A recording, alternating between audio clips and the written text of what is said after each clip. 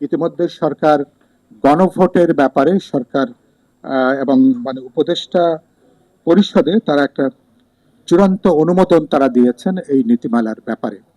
আমরা বিপুল অধিকাংশ রাজনৈতিক দল আমরা ফেব্রুয়ারিতে নির্বাচনের দিনই আমরা বলেছি যে সেদিনই আমরা গণভোট অনুষ্ঠান করতে চাই।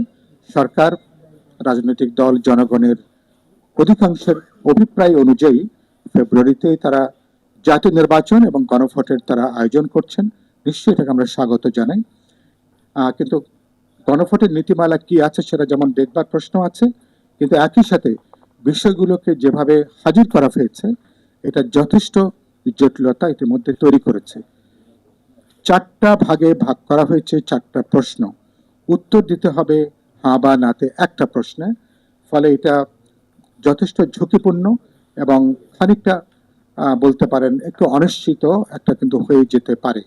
সেজন্য আমরা বলবো একই দিনে নিশ্চয়ই নির্বাচনের গণভোট করবে, কিন্তু প্রশ্নগুলোকে সেটাকে আলাপ আলোচনা করে একটাতে নামিয়ে আনা যায় কিনা, যাতে কারণ আমরা সবাই জুলাই সনদের পক্ষে, আমাদের অঙ্গীকার হচ্ছে 31 দফায় অঙ্গীকার হয়েছে। সুতরাং আমরা গণভোট না সূচক হবে এরকম বিপজ্জনক জায়গায় কেউ আমরা নিশ্চয়ই যেতে চাই না।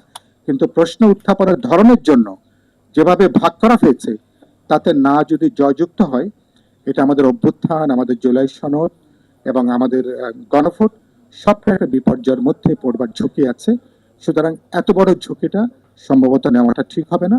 আমি মনে করি প্রয়োজন বোধে আলাপ আলোচনা করে সরকার তারা নীতিমালা করেছেন, কিন্তু উত্তরটা কিভাবে হবে, প্রশ্নগুলো কিভাবে হাজির করা যাবে, প্রয়োজন বোধে জাতীয় জরুরত বিবেচনা করে এটাকে পুনর্বিন্যাস, এটাকে করবার সুযোগ আছে।